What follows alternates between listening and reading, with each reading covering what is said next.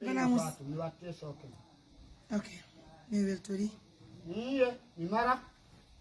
Nyande no mero mara simi do mari mi rondo to mero. Ko dum mi mari ko mi adoro na modo. Mana musibe are ko no woni la weltani julbe Allah be fo. Basana ni ko be wolli kon. Faatu bi be watti soke me kambe on be mara. Hare weltani Allah subhanahu wa ta'ala. Hare musibe ko no woni ri. Hare ngakina ila ngake do weltani julbe Allah be fo. Mon cœur est très brisé ce matin. Mon cœur est vraiment saigné. Mon cœur saigne ce matin. Continuez Moussi, comme je le disais hier, c'était la cérémonie de baptême de l'enfant de Fatou. Après la cérémonie d'hier, on avait tenu une réunion. Nous les membres, c'est-à-dire mais les Foutou, Kanyumba et Maudi Fatou, ici na Maudi Fatou. Ici na Fatou.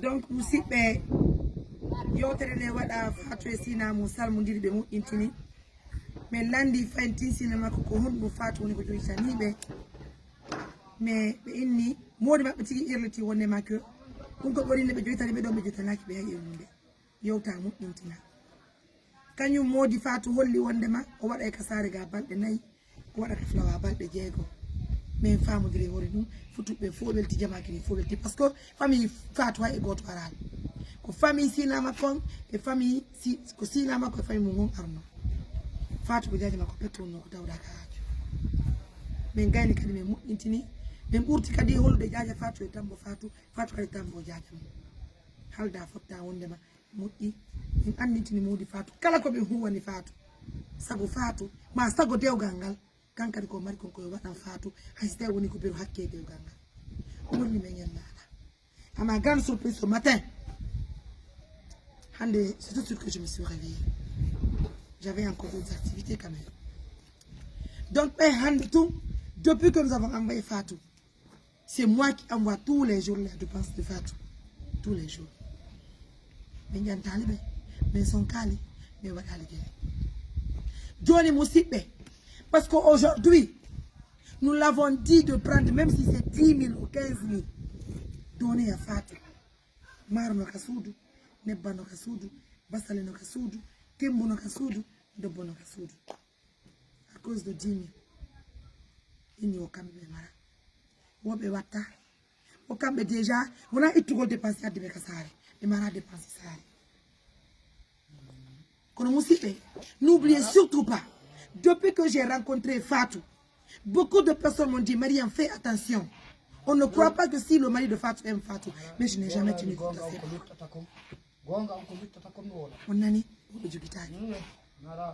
Donc, Moussipe, imaginez-vous, dans tout ce que nous faisons, aujourd'hui nous avons compris que si nous ne prenons pas la charge de Fatou, le mari de Fatou ne va pas vivre avec Fatou.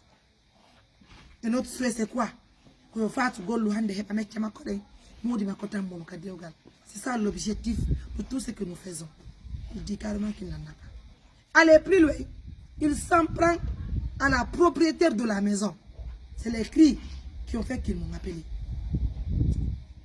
Encore une fois, le mari de Fatou prend ce que nous l'avons fait. Voilà. Il prend, il restitue à la maman. C'est cette maman qui lui a donné ça. Nous avons obtenu ça avec confiance de nos partenaires. Avec le respect de nos partenaires. Il restitue ça. Il dit que lui, il part au village.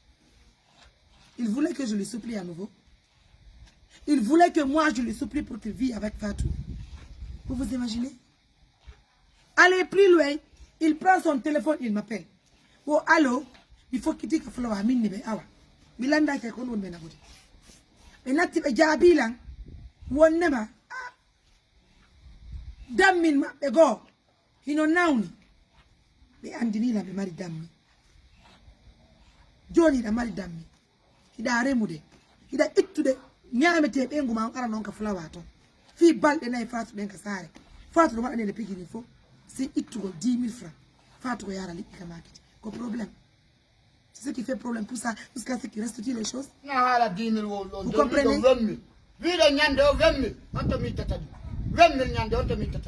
Anki moto jidi do ko mi yobi ndi yaari ga mi yobi min kadi yo andi mi mara moto jiɗiɗi Donc, mesdames, messieurs, je suis de cœur avec mi vous. mara Baby, inni lan dam ino nawni ka flower. kono memmini probléme o bimbi ɗo goy kono memmini mo goy kono memmini mo ɓayi ɗo andi ɗo waɗani min ko min ñamaga kono memmini mo goy kono memmini probléme ɓayi hari on no ɓutti dok ka nodduɗon fa to wi no ɓutti dok kono memmini probléme kono woni memminde probléme on goy a walli men kono a falama memminande lan soñdaka falama memminande lan Kare ko ɗum marno ko mi hollam.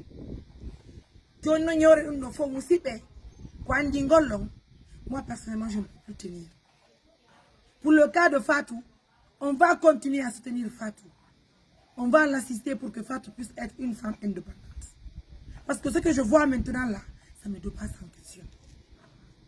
Bye ni la be fokki ka flower dammi mabbe no nawni min ni yawa minani cionci ko artir don ko mi yindi kedi mi weltori de kadi albarka mi yindi kedi cionci mi kanji albarka mabbe mi welti e tori Allah yo Allah burtu mo ingol kala dewgal summe fayla wonga ka wori ledi ijo men gonye wadi faale men gonye wadi jo lutti pour duri Allah. Moi personnellement je ne supplie personne maintenant. Ce que les partenaires ont fait j'ai transmis. Nous avons fait ce qu'on pouvait faire. Allah. Allah wawi Fatou golle makko. Certainement vous avez entendu les cris du mari de Fatou. Il n'y a pas ce qu'il n'a pas dit à la vieille. Mais heureusement j'ai calmé la vieille. Je viens à peine d'arriver. J'étais chez moi. Hein. Comprenez? À cause de cet argent, il s'en prend, il dit qu'il part au village. Il n'a qu'à partir. Moi personnellement je le souhaite bonne chance. Fatou. Ouais, fille. Nani kono wadi? Mene me wadi ko me wadi. Afani? Jipini do ke ma. Me wadi ko me wadi. Bisi kwa yanali ko do ka. Yanali ko lande ni na jeda ko kamile. Api ali ko do ka. Uti merde mande. Afani? Uti merde mande. Ko woni mi wata hollu ko mo. Ta yennu goddo. Njeno wota yennu wona fi jombu do ma. Est-ce que la femme? Ko woni kontum.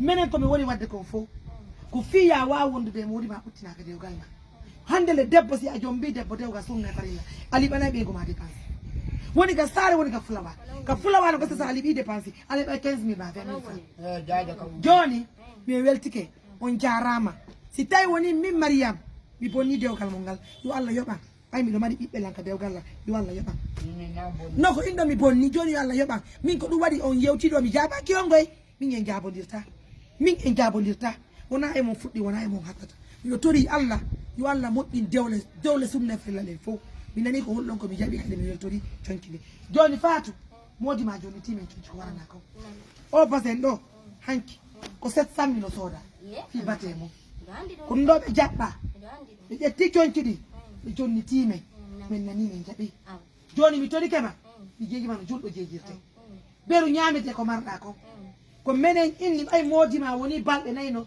ko balde linga balde nay dinga men inna balde jeegoji di ka fulawa min itta dépense ma dinga on faut ko fiya tabutu ka dewga balde day resbe do be ronka mi 10000 ma 15000 holla ko kambe jombu ma Ayo, nyamo ko woni ko ngam bay be jabali joni on va marquer. Monsieur, merci à tout le monde. Merci de la confiance. Donc il est prêt pour le village, il n'a qu'à partir hein. En tout cas, moi, personnellement, je lui souhaite bonne chance. John qui donne un kedi. Il est tout le monde kedi.